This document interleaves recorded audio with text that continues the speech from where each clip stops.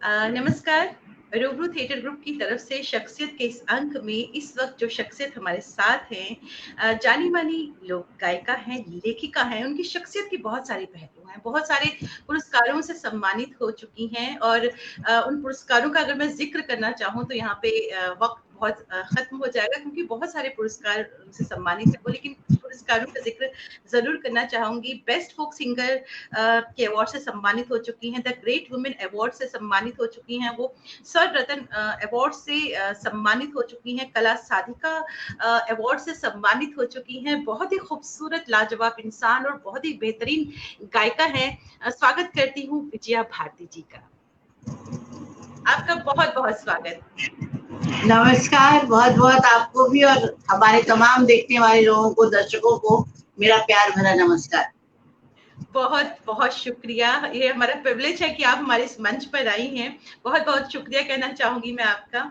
और जिस तरह से हमारा इस कार्यक्रम का फॉर्मेट है कि जो हमारे यहाँ सेलिब्रिटीज आती है, उनकी जो लाइफ की जो जर्नी रही है कला के क्षेत्र में, वो इतनी इंस्पिरेशनल होती है कि हम सब उससे इंस्पायर होते हैं। तो मैं चाहूंगी कि जो आपकी कला के क्षेत्र से जुड़ी हुई जर्नी है और आपने किस तरह से मुश्किलात का सामना करके आज आप इस मकाम पर पहुंची हैं, चाहूंगी अपनी कला का सफर हमसे आप शेयर कीजिए। देखिए काजल जी, कलाकार वास्तव में कलाकार अगर है तो उसका पर्याय है संघर्ष। और मेरे खासकर संघर्षों का जो हिसाब किताब है, ऊपर वाले ने बहुत ज्यादा लिख दिया था, लेकिन मैं भी हार मानने वाली नहीं थी। 2.5 साल की उम्र से गा रही हूँ और तब गा रही हूँ जबकि परिवार में कोई संगीत का माहौल नहीं था। मुझसे पहले कोई गाने वाला नहीं था। संगीत से प्यार भी करना चाहिए ये समझने वाला भी कोई नहीं था। तो ऐसे में मैं गाती हुई बड़ी होने लगी और स्कूल के फंक्शंस वगैरह में गाती थी। स्कूल में सर सिखाते थे, जो म्यूजिक टीचर थे सभी बच्चों को सिखाते थे। उस भीड़ में मैं भी घुस जाती थी। तो उसमें कहीं उन्होंने मुझे पहचाना और पहले तो मुझे ग्रुप में 15 अगस्त 26 जनवरी के फंक्शंस में भीड़ में गाने को मिलता था। तो मैं बहुत ललायत रहती थी कि मैं सीखूं। तो मैंने फिर सर से बोला कि सर, उन्होंने कहा तुम सीखो, तुम्हारे पास हारमोनियम है? मैंने कहा नहीं है। बोले खरीदो हारमोनियम, तुम गाना सीखो, मैं तुम्हें घर पे आके सिखाऊंगा। मेरे मम्मी पापा कहाँ तैयार। तो मैंने कहा सर एक दिन चलिए मेरे मम्मी पापा को समझा दीजिए। उनको एक दिन बुला के लाया, उन्होंने समझाया, लेकिन असर नहीं पड़ा। कुछ दिनों के बाद हमारे शहर में शिक्षा मंत्री आए और हमारे स्कूल के फंक्शन में तो मुझे टीचर्स ने कहा जा स्टेज पर, तब तक जब तक वो नहीं आते हैं तुम एक दो गाना गा लो। तो मैंने मंच में गाया, सावन के झूले पड़े तुम चले आओ। वो मैं 12 साल की थी, 11-12 साल की। और दूसरा गाना गाया, ये कैसा सुर मंदिर है जिसमें संगीत नहीं। हाँ, दोनों बहुत मुश्किल गाने हैं, बहुत मुश्किल दोनों है ये कैसा सुर हाँ, पर मंदिर। मुझे बहुत अच्छे लगते थे। और मैंने बगैर साजबाज वाले थे स्टेज पे किसी सीनियर आर्टिस्ट के लिए। मुझे आदत थी नहीं, पता था नहीं, तो मैं गाई। मैं जब गा ही रही थी दूसरा गाना, तो शिक्षा मंत्री की एंट्री हुई हॉल में। सबने कहा चुप हो जा, चुप हो जा। मैं डर के मारे चुप हो गई। पर वो जब स्टेज तक आए, बोले कौन गा रहा था? बोले ये बच्ची गा रही थी सर। बोले गाना पूरा करो। मैं उनका नाम नहीं भूलूंगी, कुमुद रंजन झा जी थे, शिक्षा मंत्री बिहार के। तो उन्होंने मुझे कहा गाओ। मैंने गाया, मेरे डर के मारे कान गाल सब लाल, पैर हाथ थरथरा रहे थे। मैंने गाया। उन्होंने कहा सीखती हो? मैंने कहा नहीं। जब प्रोग्राम खत्म हुआ तो उनसे मेरी मुलाकात हुई ग्रीन रूम में और उन्होंने कहा अपने पिताजी को बुलाओ। मेरा भाई गया, मेरे पापा को बुला के लाया। तो उन्होंने मेरे पापा को बहुत समझाया। तब जाके मुझे परमिशन मिला कि सीख सकती हो, सुविधाएं नहीं दी जाएंगी, तुम परमिशन है कि तुम सीख सकती हो। तो इसी तरह स्ट्रगल करते करते करते कभी सीखा, कभी ये हारमोनियम नहीं था। तो मेरी एक सहेली थी जिसके घर में छोटा सा वो क्या बोलते कीर्तन वाला हारमोनियम था।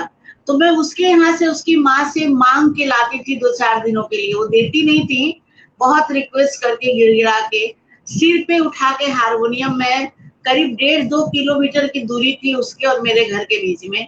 मैं माथे पर उठा के घर तक लाती थी और तब मैं 2-3-4 दिन हारमोनियम पे हाथ चलाती थी।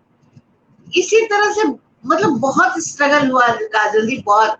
बाद में ट्यूशन करके पैसे जमा करके हारमोनियम खरीदा, पढ़ाई भी साथ साथ चलती रही। बहुत मुश्किलों से सीखा फिर मैंने। एज ए गर्ल चाइल्ड भी आप जो ये मैं अगर कहूँ कि आप एक सेल्फ मेड है, एज ए गर्ल चाइल्ड आपको पढ़ाई को लेकर भी, जहाँ पढ़ाई गर्ल चाइल्ड की बच्चों लड़कियों की पढ़ाई को भी इतना ज्यादा फेवर नहीं किया जाता था, आपने उस दौर में इतनी पढ़ाई की है, मैं इसके बारे में जरूर चाहूंगी कि आप जरूर बोले। फिर जो अगर हम उसमें वुमेन इमेंसिपेशन की बात करें तो आप उसका एक एग्जाम्पल है, तो मैं चाहूंगी आप जरूर बताएं कि किताबें पढ़ना और पढ़ना कितना जरूरी है, और आपने जो मैंने पढ़ाई की है। जी, मैंने बहुत कम उम्र में 10th की परीक्षा पास की थी। 13 साल की उम्र में मैंने 10th पास कर ली थी, क्योंकि मैं तीसरी और चौथी मैंने पढ़ाई ही नहीं की। क्लास 2 के बाद सीधा क्लास 5 में आ गई थी मैं। तो मेरा बहुत कम समय में 10th हो गया। और 13वें साल में मैं जब 13वें साल में मैंने 10th किया, और उसके 1.5 साल के बाद जब मैं 12th के एग्जाम में थी, तभी मेरी शादी कर दी गई थी। तो समझिए मेरे बचपन में ही मेरे सारे सपनों को कुचल दिया गया, वो संगीत करने का हो या पढ़ाई करने का हो। लेकिन बहुत तकलीफें सही, उसका पूरा ब्यौरा तो बहुत मुश्किल है इतने कम समय में। बहुत तकलीफें सही। और आप समझ लीजिए कि एक लड़की को जो कहानियां किससे आप सुनते हैं कि दहेज के उसमें मार दिया गया, जला दिया गया, जहर दे दिया गया, उन सभी प्रताड़नाओं से मैं गुजरी। और सिर्फ इसलिए कि मैं गाना गाती थी, मैं पढ़ने में अच्छी थी, मैं पढ़ना चाहती थी, ये सब मंजूर नहीं था किसी को। लेकिन मैंने हार नहीं मानी। मैं दब के छिप के अत्याचार सह के पढ़ती गई, परीक्षाएं देती गई, सीखती गई। और जब थोड़ी बड़ी हुई और उन्हीं दिनों में मैं माँ भी बन गई, एक बच्ची की माँ, तो मैंने हार नहीं मानी। पहले अकेले मेरी जिम्मेवारी थी, फिर बच्ची की जिम्मेवारी उठाई मैंने। और जब मुझे थोड़ा होश हुआ, मैं 16, 17, 18 साल की हुई, तब तक मैंने संगीत से एमए कर लिया। तो मुझे संगीत के एक एफिलिएटेड कॉलेज में म्यूजिक लेक्चरर की नौकरी मिल गई, ये कहते हुए कि ये सरकारी हो जाएगा तो आपकी नौकरी पक्की हो जाएगी। इस तरह से मैंने सिर उठाया, विरोध करना तब शुरू किया अत्याचारियों का, जो भी मुझे कष्ट देते थे। पर मैंने संगीत नहीं छोड़ा, मैंने विरोध करना शुरू किया, आगे बढ़ती गई, प्रोग्राम्स मिलते गए रेडियो में, टेलीविजन में, मंचों पर। उस समय तो दूरदर्शन हुआ करता था, तो स्टेज शो मुझे मिलते गए। बहुत कम पैसे मिलते थे, लेकिन कुछ पैसे कॉलेज से मिल जाते थे, कुछ ट्यूशन पढ़ा के मिल जाते थे। इस तरह से मैं आत्मनिर्भर पूरी तरह से हुई और अपनी बच्ची को संभाला। और एक समय ऐसा आया जब मैंने सब कुछ छोड़ के सिर्फ 2 अटैची लेकर, एक सूटकेस, एक अटैची, एक में मेरे और बच्ची के कपड़े, एक में मेरे सारे सर्टिफिकेट्स, मैंने सभी रिश्तों नातों को छोड़ दिया और आके फिर नई जिंदगी की शुरुआत की। दूसरे शहर में मैं पटना चली आई, मेरे कार्यक्रम बढ़ने लगे, जॉब बढ़िया हो गया। वो जिस जॉब को मुझे छोड़ना पड़ा था, फिर गवर्नमेंट गर्ल्स हाई स्कूल में मेरी नौकरी हो गई +2 में, और मेरा नाम काम बढ़ने लगा। जब नाम काम बढ़ने लगा तो 92 में मैंने डिवोर्स दिया। मैंने आगे बढ़ के अप्लाई किया और डिवोर्स दिया। 94 में ओंकारेश्वर पांडे जी से, जो अभी सीनियर पत्रकार हैं, उनसे मेरी शादी हुई और हम 95 में दिल्ली आ गए और 95 से हम दिल्ली में हैं।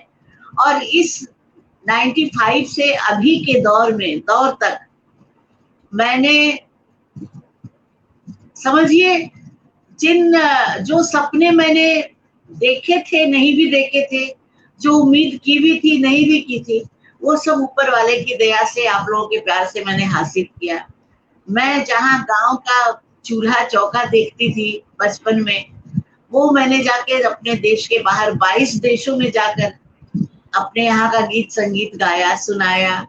आज वही रिश्तेदार, वही माता पिता, वही सब कुछ बोलते हैं मेरी बेटी है, गर्व से बोलते हैं। आज मेरे 2 प्यारे बच्चे हैं, बिटिया है, बेटा है, दोनों गाते हैं, दोनों सुखी संपन्न हैं।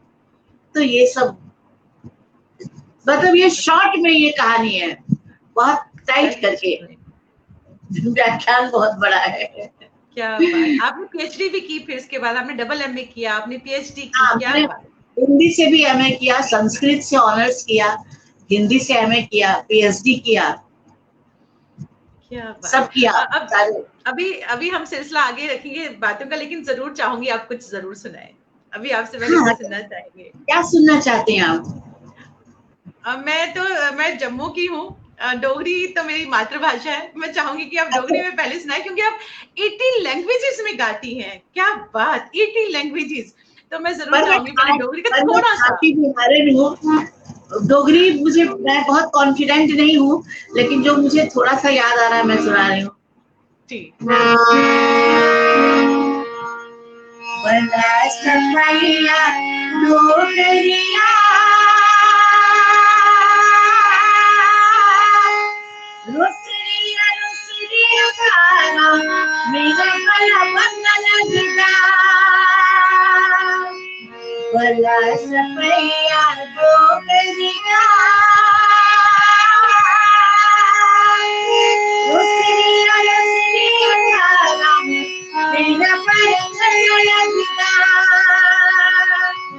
जंगल गिरा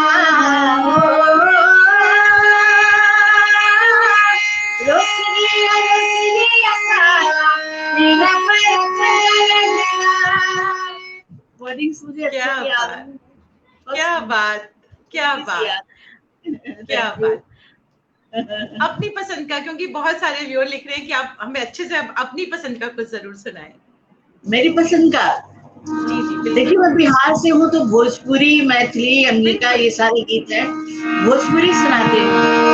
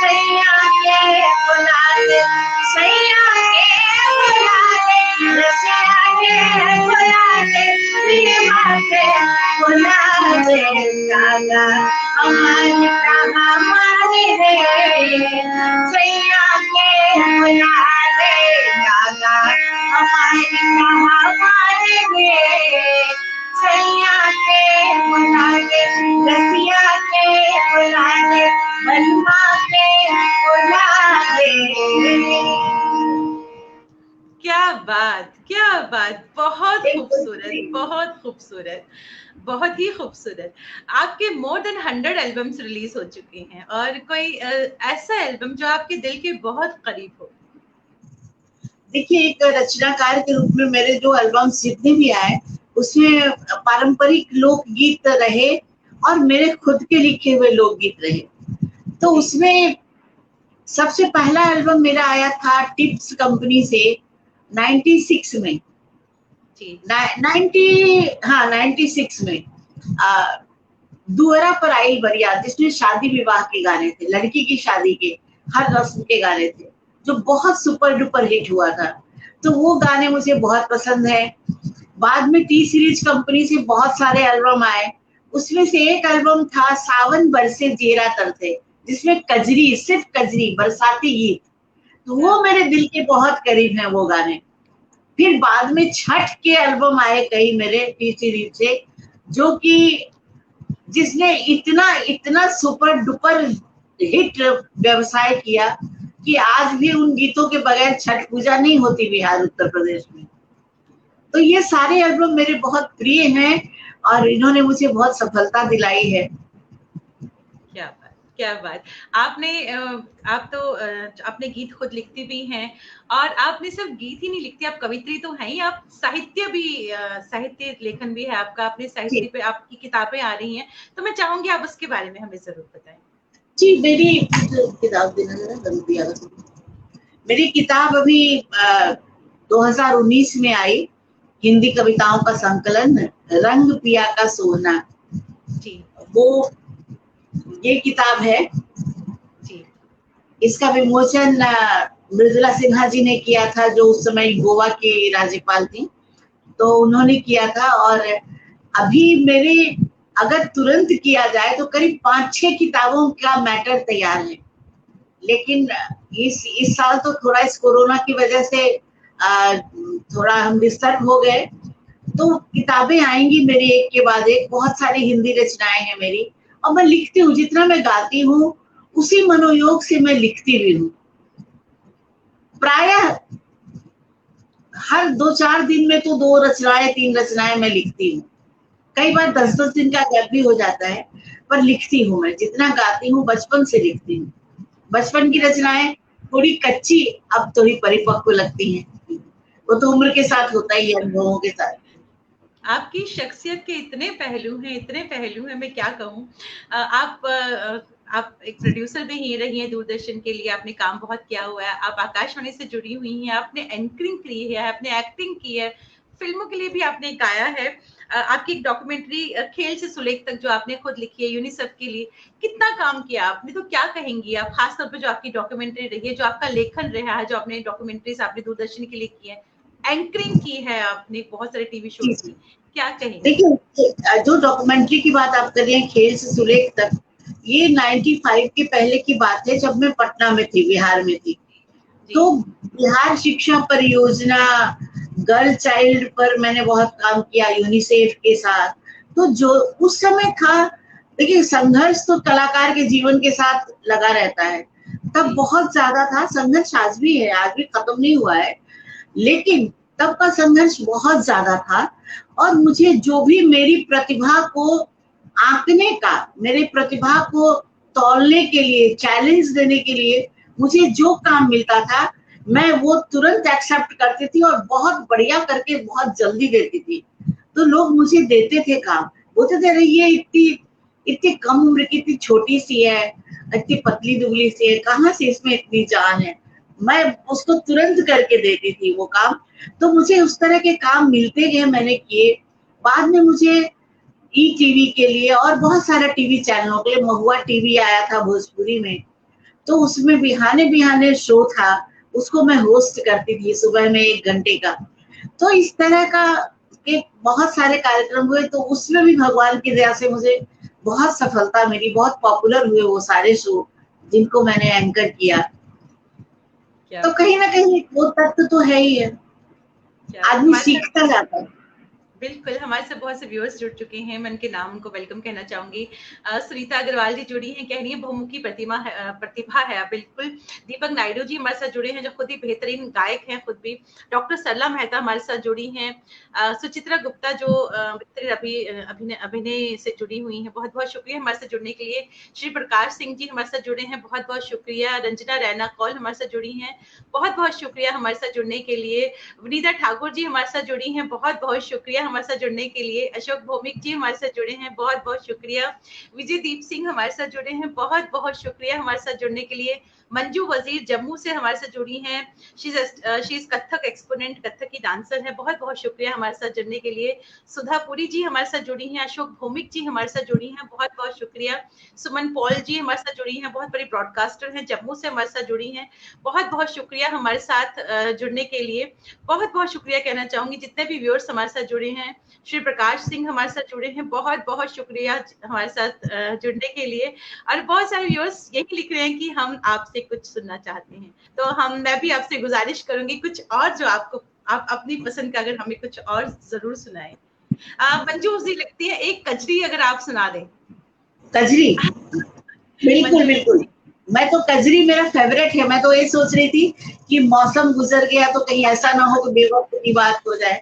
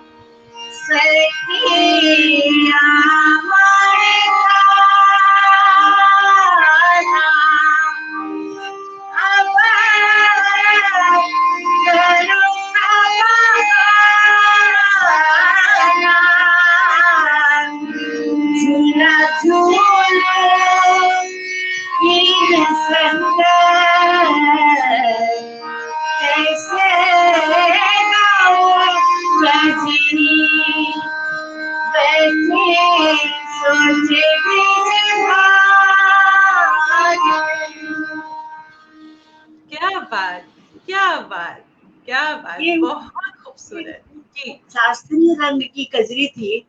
और जो कजरी सुनने वाले पसंद करने वाले लोग बैठे हैं उनको एक खाटी भोजपुरी कजरी भी सुनाती हूँ, जरा 2 लाइन। बिल्कुल, जी जी जी।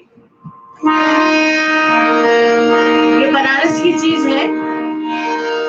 भैया तूने बनाने रे भैया है सवनवा में नहाए नहाए भैया तूने बनाने रे भैया है सवनवा में नहाए नहाए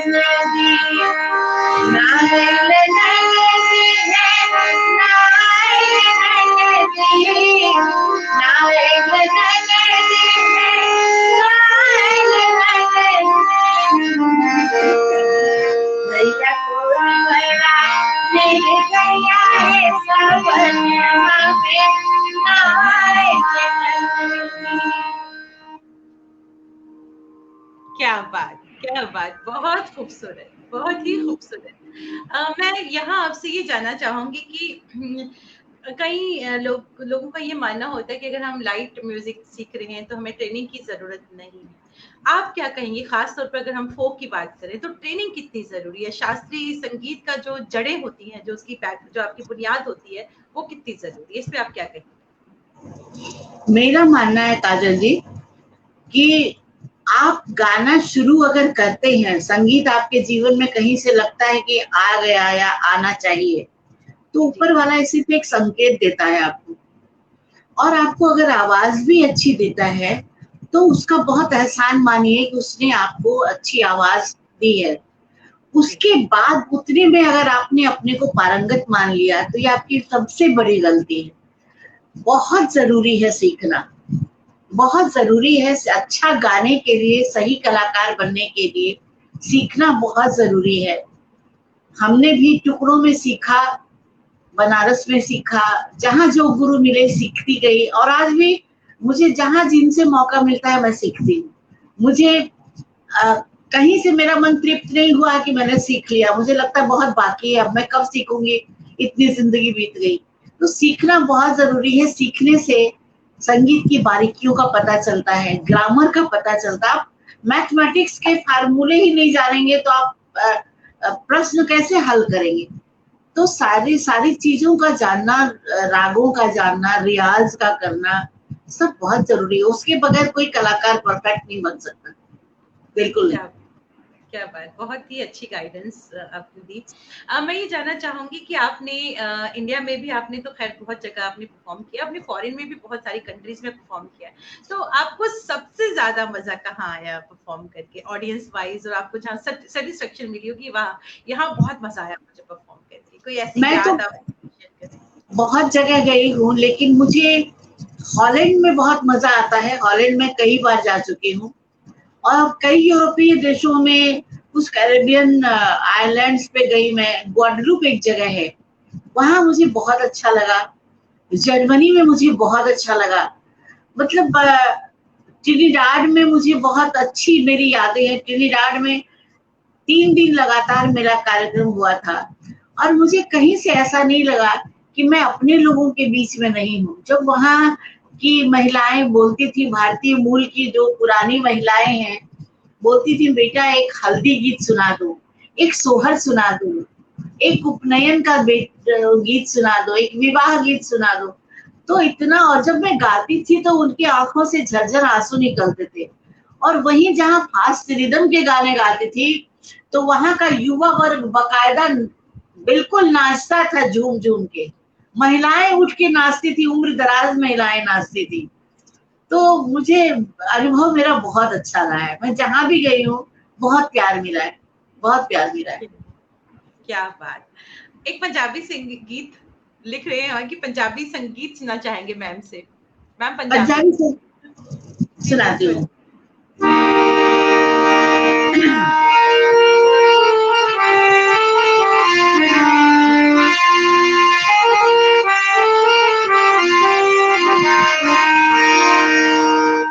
देख नहीं सकता मैं तेनू रोंदिया, तेरी आई अल्लाह कर मैं मरदा, तैनू मेरी चुप करने जा, तैनू मेरी चुप करने जा।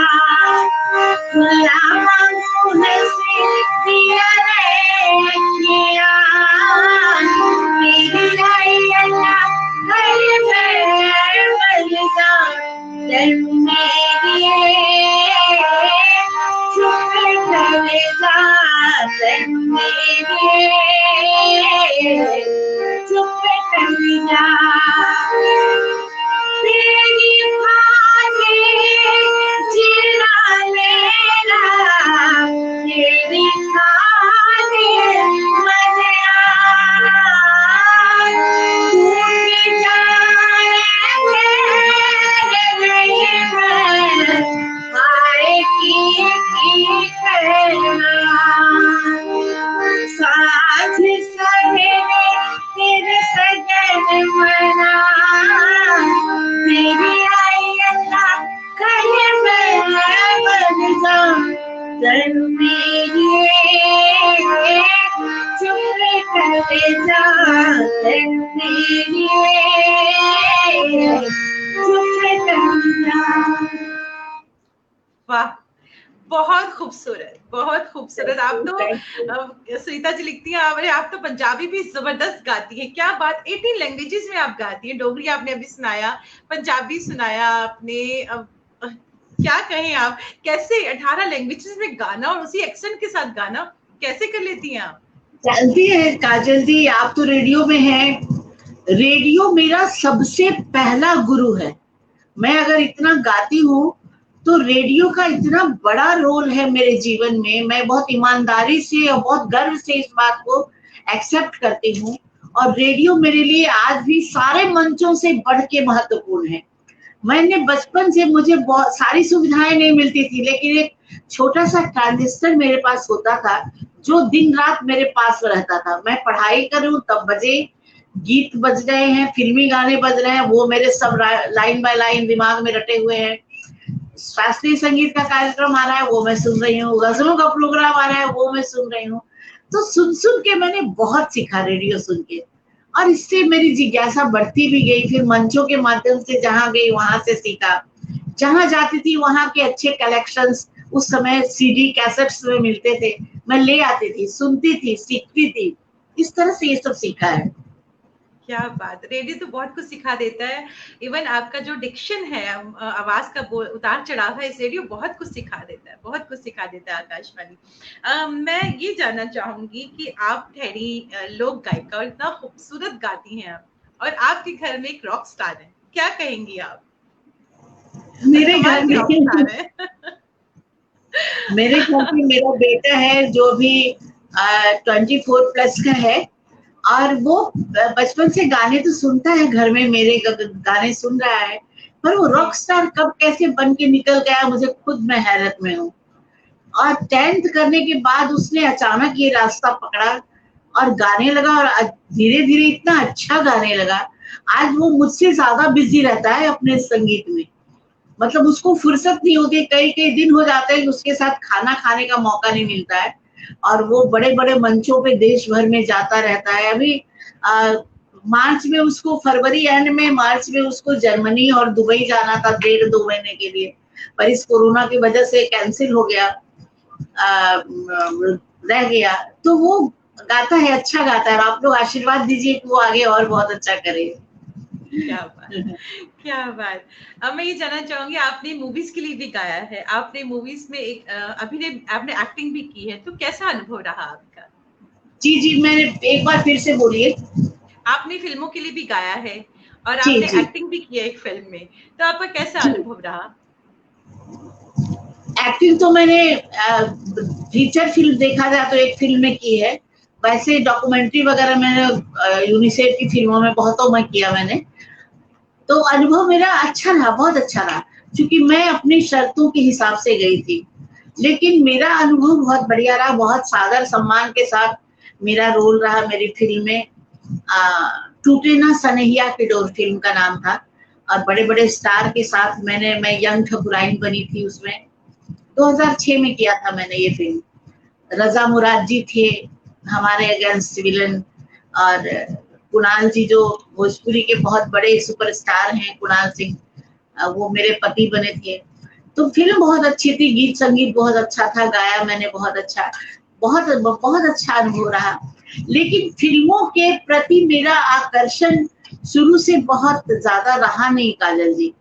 मुझे लोगों ने बहुत बोला मेरे लाइफ में कि फिल्मों में आपको ट्राई करना चाहिए, अभिनय के लिए करना चाहिए, मौके भी बहुत आए और प्रस्ताव भी बहुत आए, लेकिन मेरा रुझान बहुत कम रहा उस तरफ। गायन की तरफ मेरा रुझान ज्यादा है, और मेरी इच्छा बस यही होती है कि मैं अच्छे अच्छे मंचों पे गाती रहूं। क्या और बात। मैंने गाया, जिन फिल्मों में मैंने गाया, उन फिल्मों में मुझे आदरणीय स्वर्गीय रविंद्र जैन जी की फिल्मों में मुझे गाने का मौका मिला, जो बहुत बड़े सौभाग्य की बात है। तो उनकी कई फिल्मों में मैंने गाया, और बहुत बहुत मतलब मेरी आवाज और मेरे गायकी के स्टाइल के हिसाब से उन्होंने गीत बना के कंपोज करके मुझे गवाया। मुझे बहुत अच्छा लगा, बहुत बढ़िया लगा। क्या बात, क्या बात। यहाँ मैं अगर बात करूँ, जो कुछ शास्त्रीय संगीत की अगर हम बात करें, कुछ ऐसे राग जो रेयर राग हैं और जो कुछ खत्म होने की कगार पर हैं, जो नए लोगों को नहीं पता है उनके बारे में, उनको कोई सुन भी नहीं रहा शायद, आप क्या कहेंगे, आपका अनुभव क्या कहता है उस बारे में? मैं ये कहूंगी, मैं लोक संगीत के लोक गायकी में एक स्थापित कलाकार हो चुकी हूँ, पर शास्त्रीय संगीत से मेरा प्यार उतना ही है। उपशास्त्रीय संगीत में बहुत गाती हूँ, अपने घर में, रियाज में, मंचों पर भी। मेरे लोक गायकी में भी उपशास्त्रीय संगीत का पुट रहता है। शास्त्रीय संगीत के जो विद्वान गा रहे हैं, कईयों को तो हमने खो दिया पिछले कुछ सालों में, जी लेकिन जो लोग गा रहे हैं और जो विद्यार्थी सीख रहे हैं, वो अगर उस लगन से सीखते रहे, गाते रहे, प्रचार प्रसार में रहे, रागों का अध्ययन करते रहे, तो राग जिंदा रहेंगे। पर कुछ राग रेयर हैं, जैसे मान लीजिए रामकली। मैंने अपने गुरुजी के अलावा रामकली अभी तक किसी से नहीं सुना, और मुझे ऐसा लगता है कि जब नहीं सुनती हूँ तो मुझे लगता है क्या लुप्त हो जाएगा। मैं आपको जरा सा छेड़ के जी उसके स्वर जी सुनाती जी, हूँ। बिल्कुल बिल्कुल बिल्कुल। भैरव थाट का राग है रामकली। जी जैसे भैरव है,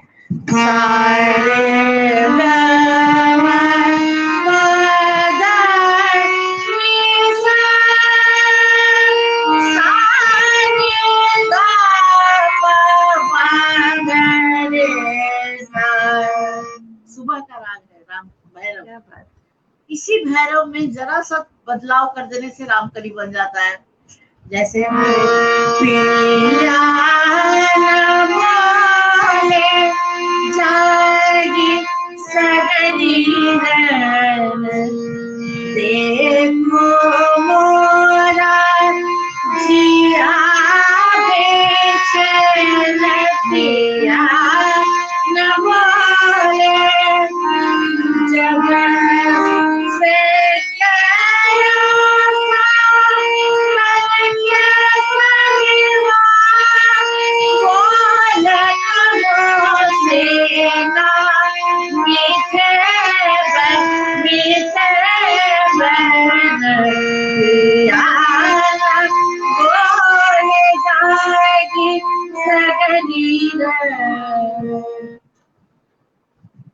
कितना बढ़िया स्वरों का प्रयोग बहुत है इसमें, खूबसूरत, देखिए। बहुत खूबसूरत। और मैं कहीं नहीं सुनती हूँ, मैं किसी से फरमाइश भी करती हूँ जब किसी मौके माहौल में मुझे, क्योंकि शास्त्रीय संगीत लगातार निरंतर रियाज की चीज है।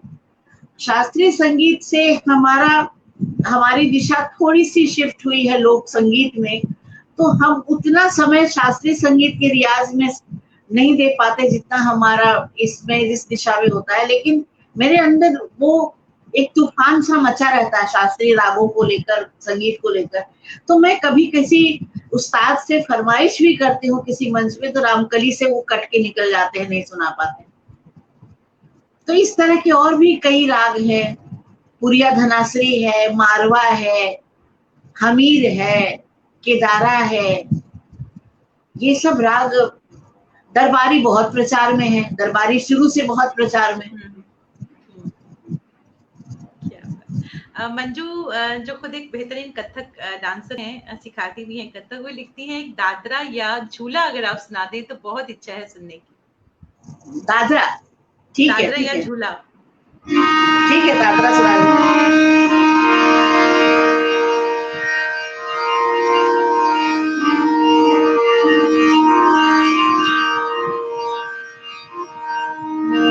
हमारे हमारो राजा जी को, हमारे हमारो राजा जी को, हमारे हमारो राजा जी को, हमारे हमारो राजा जी को,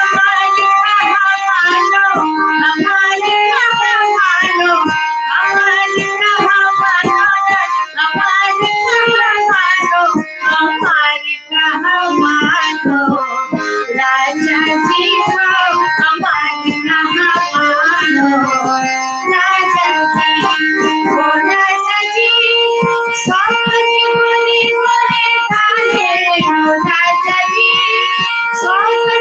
हमारे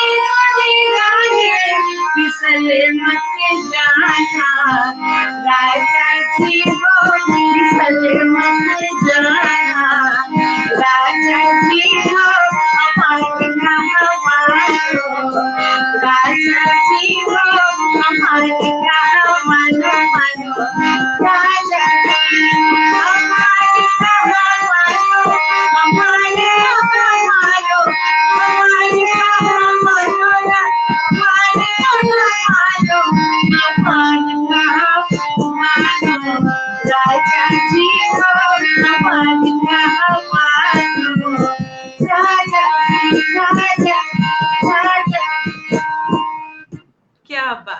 क्या बात, बहुत खूबसूरत। कमल हंडो जी हमारे इसको साथ जुड़े हैं जागरण भी कश्मीर कह से। सकते हैं, इसको फोक भी कह सकते हैं। बहुत खूबसूरत, मज़ा आ गया, बहुत ही खूबसूरत। बहुत-बहुत शुक्रिया जितने भी लोग हमारे से जुड़े हैं और बहुत-बहुत शुक्रिया। मैं ये जानना चाहूँगी कि आप उर्दू ग़ज़ल में भी आपका एक फ़ेवरेट, जिस तरह से आपने कहा कि आप उर्दू जो शायर हैं उनको आप बहुत पढ़ती रही हैं और आपके फ़ेवरेट रहे हैं।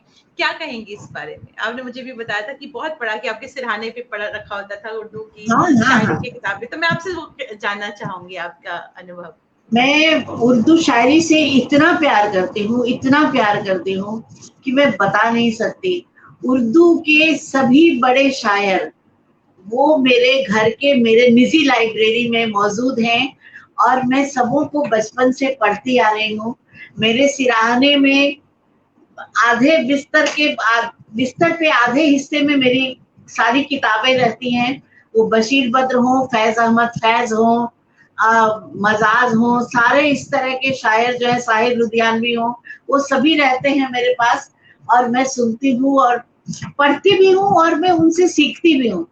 मतलब उर्दू में मेरी जो भी थोड़ी बहुत जानकारी है, ज़्यादा तो नहीं है, पर शब्दों की जो जानकारी है मेरी, उन किताबों को पढ़-पढ़ के ही है। और मैं बहुत प्यार करती हूँ उर्दू शायरी से और कभी-कभी टूटा-फूटा लिखती भी हूँ। क्या बात! क्या बात! पढ़ना, किताबें पढ़ना बहुत ज़रूरी है, जैसा आपने कहा बहुत पढ़ाई भी बहुत ज़रूरी है, ज़रूरी है, किताबें ज़रूरी पढ़ना है। बहुत ज़रूरी है। कला का जो रास्ता है देखने में बहुत ग्लैमरस लगता है, लेकिन इसके पीछे जो शिद्दत, मेहनत की ज़रूरत होती है, वो तो आप तो उसका एग्ज़ाम्पल हैं। लेकिन मैं आपसे ये जानना चाहूँगी कि संगीत एक साधना है, एक थेरेपी है और कामयाबी की अगर हम बात करें तो कामयाबी के लिए सबसे ज़रूरी चीज़ क्या है? आप क्या कहेंगी? देखिए कामयाबी मिल ही जाएगी इसकी गारंटी तो नहीं होती है। कलाकार को लेकिन सबसे पहले धैर्य, धीरज और मेहनत करने का एक ज़बरदस्त जुनून, एक लगन जिसको कहते हैं ना, एक ज़बरदस्त जुनून, एक नशा। संगीत में एक पागलपन जब तक नहीं आएगा, तब तक संगीत में प्राप्त नहीं कर सकते हैं। कामयाबी मुझे लगता है कि कहीं न कहीं जाकर ऊपर वाला देखता है कि इतनी मेहनत को बेकार न जाने दें, तो मिलती है। लेकिन वो कहते हैं ना, बहुत बड़े लोगों ने कहा है कि आप आसमान की ख्वाहिश करोगे तो उसके आस-पास थोड़ा ऊँचाई तक तो ज़रूर पहुँचोगे। तो इसलिए सफलता के लिए मेहनत, सबसे पहले मेहनत, जुनून और ईमानदारी से मेहनत। छल-कपट वालों के साथ संगीत नहीं टिकता। कोई भी परफॉर्मिंग आर्ट हो, परफॉर्मिंग आर्ट, अगर बिल्कुल, छल कपट हो तो नहीं टिकेगा, नहीं नहीं रहेगा आपके टिकेगा, साथ। नहीं टिकेगा, ऑनेस्टी सही बात, बहुत ज़रूरी है, ऑनेस्टी बहुत बहुत ज़रूरी, ज़रूरी। जी, डेडिकेशन बहुत ज़रूरी है। बहुत खूबसूरत बात कही आपने। अब मैं चलते-चलते आपसे आपकी पसंद की कोई ग़ज़ल सुनना चाहेंगे? गज़ल सुनना चाहते हैं, मेरी बिल्कुल, पसंद से।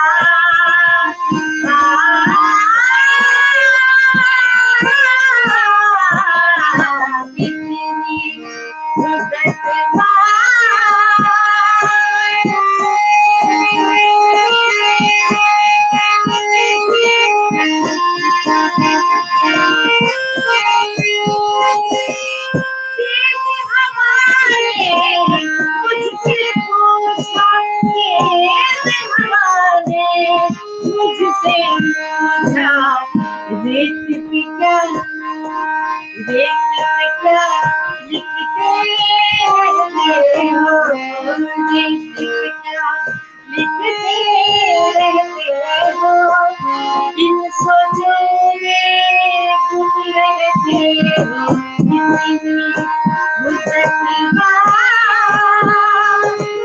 और आपके लिए काजल जी, कौन सिखाए है तुमसे, कौन सिखाए है तुमसे, कौन सिखाती है तुम में, इतने अच्छे क्यों लगते हो, इतने अच्छे क्यों लगते हो, इन सोचों में तुम रहते हो, इतनी मुझसे वाह वाह, बहुत मजा आ गया, बहुत मजा आया विजया जी, बहुत बहुत बहुत शुक्रिया आपका, और मेरी बहुत तरफ से शुक्रिया। सभी लोगों को बहुत शुक्रिया बोलिएगा, जो लोग मुझे देख रहे हैं, सुन रहे हैं। मैं जिनके नाम नहीं देख सकती उन सबों को मेरा नमस्कार बोलिएगा। जी, बहुत बहुत शुक्रिया कहना चाहूंगी, दिल से शुक्रिया कि आप यहाँ आए और आपने जो अपनी लाइफ की जो इंस्पिरेशनल जर्नी हम सबसे शेयर की, जिससे हम सभी इंस्पायर हो गए, और जो भी हमें देख रहे हैं कि मेहनत कितनी जरूरी है, शिद्दत कितनी जरूरी है, कितनी भी मुश्किलात सामने आए, लेकिन अगर डेडिकेशन हो, जैसे आपने कहा जिद, कि आप जिद थी कि मुझे कुछ करना है, वो जिद अगर आपके पास हो तो आप कहते हैं ना कि आप एक आसमान में सुराख कर सकते हो। क्या बात, बहुत बहुत शुक्रिया कहना चाहूंगी विजया जी, शुक्रिया बहुत शुक्रिया। बहुत बहुत शुक्रिया।